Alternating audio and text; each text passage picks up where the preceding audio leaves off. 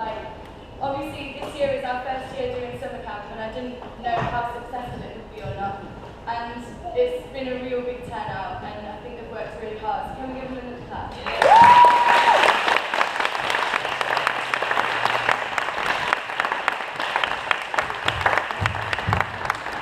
just want to say as well, a big thank you to Eleanor, the girl standing at the edge.